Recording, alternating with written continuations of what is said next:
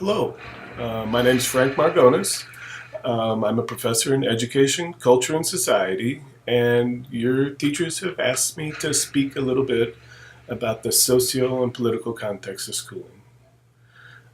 This is a way in which we talk about the many ways in which the larger institutions of a society, the government, the economic system, the social relations of the society influence what happens in schools. When we talk about the social political context of schools and we focus on ways in which larger institutions of the society influence schooling, we are in a way running against the grain of some very popular beliefs in the United States. That is, there's a long-standing faith that public schooling is a very powerful institution, that we can have poverty in the society, and yet through schooling, poor people can be given a chance to succeed, or as the phrase goes, even become president. Um, the fellow who was considered the founder of the common schools in the 1830s, 40s, 50s, Horace Mann, argued that if we instituted public schooling, we would eliminate poverty, we would eliminate war, we would eliminate viciousness. I mean, there was just this incredible faith that if the population were enlightened, they would be good, they would be smart, and they would know how to not be poor. Um, this is a very popular worldview, but it really has not been supported by educational research. The research over the last 50 years in education pretty much suggested something very different, namely that schools are not powerful institutions, that they don't counter the poverty of society or the inequalities of society. Instead, they suggest that schools are following institutions in the society. They are institutions which reproduce the inequalities, so that if there are economic inequalities in the society, expect to see them in schools. If there are racial inequalities in the society or gender inequalities in the society, expect to see those in schools.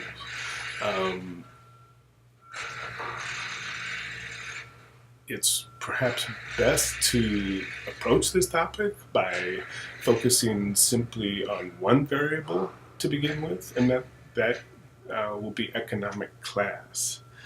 Um, According to 2002 figures, 21% of US families made an income of $25,000 or under.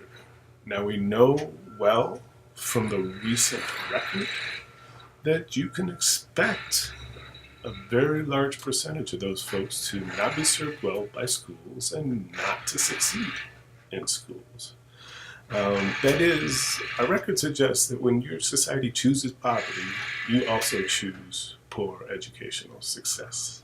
Educational success doesn't tend to counter poverty, it tends to be created by poverty. The single best predictor of educational success in schools is family income.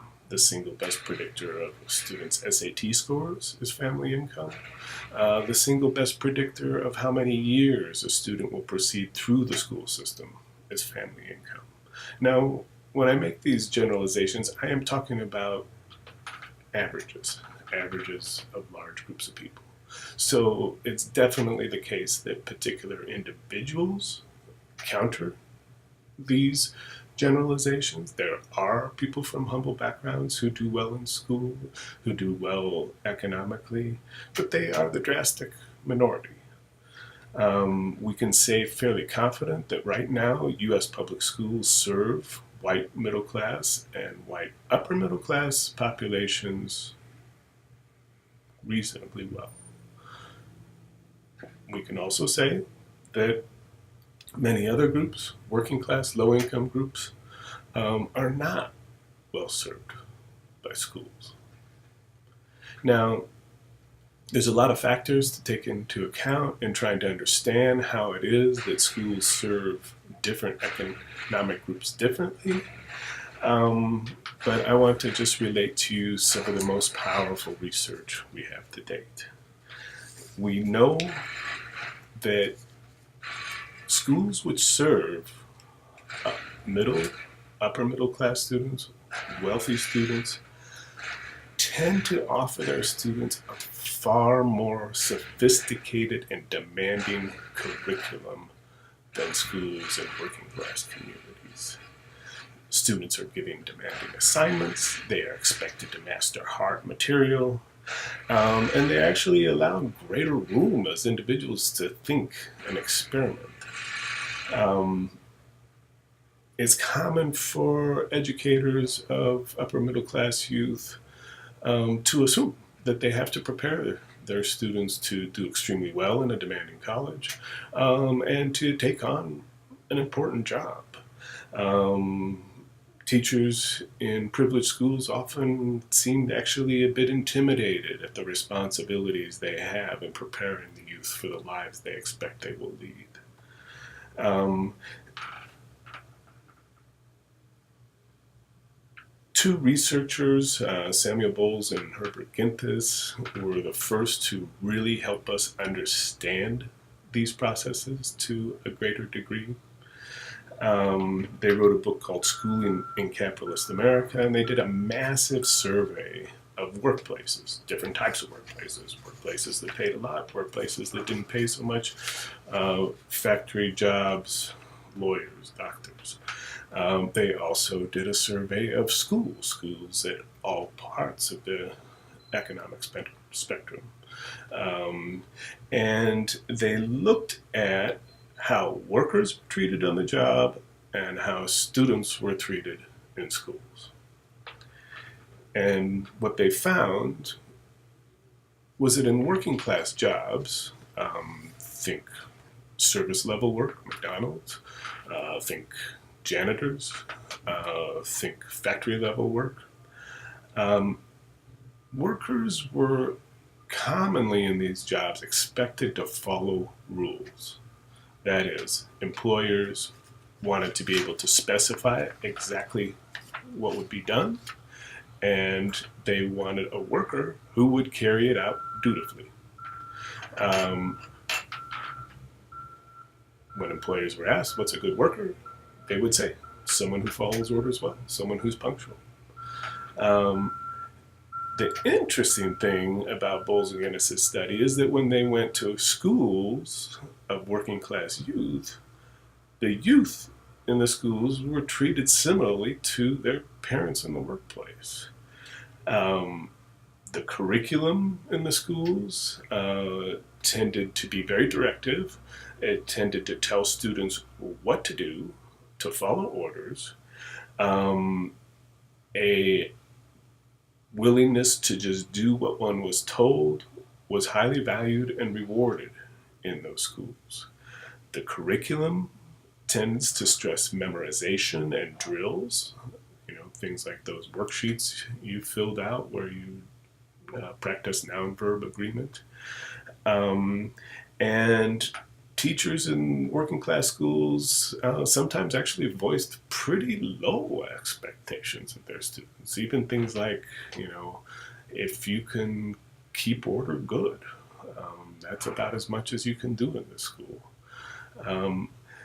In contrast, when Bowles and Giddes went to middle class jobs, just think, for example, a computer programmer or a lawyer, it was an entirely different set of expectations in the workplace. Employers wanted a worker who would internalize the norms of the organization, who would, know what their company or their organization was trying to achieve, and they would work independently towards achieving those ends. Think a computer programmer. Their boss asks them to, write a code that will do a particular job. Boss has to feel confident that the worker is going to do that job. And usually the boss actually is not in a position to know what the computer programmer should write or whether they're writing the right thing. So the boss just has to be able to trust the worker, and the worker has to have a fair degree of autonomy to solve problems on their own. Um, when Bowles and Guinness went to the schools uh, that middle class and upper middle class students were in, they found similar treatment of students as Bowles and Guinness reported for workers in middle and upper middle class jobs. That is, they found more independent thought required in the curriculum. There was problem solving in the curriculum. Students were expected to show independent initiative in thinking through problems. Um, and the overall sophistication of the curriculum was quite a bit higher than in working class schools. Um, Bowles and Guinness weren't quite able to explain why these patterns hold sway, but in their study, in many subsequent studies, there really isn't controversy over this. Um, Schools at different economic levels offer curricula at different levels of sophistication. And accordingly, um, students who go to schools populated by middle and upper middle class students get a better education, are far more prepared to do well in college. Um, Students in working class schools are far less prepared to go on to college, far less prepared to take an upper level economic position. Um, Now, it's also important to note that Bowles and Guinness and subsequent researchers have also found that these patterns hold in schools where you have a mixed group of students. That is, if you have a high school, and many high schools have a combination of working class students, middle class students, upper middle class students, um, it's very common for those students to be grouped by tracks. Mathematics that prepares people for college, mathematics that prepares people for the workforce. Um, the correlations between who is in those tracks and class are very strong, and the sort of sophistication of curriculum exposed to students of different income levels is also very common. Um, so we're kind of in there with like a basic picture that for some set of reasons, public schools tend to prepare um, more privileged youth for more demanding academic pursuits and harder jobs.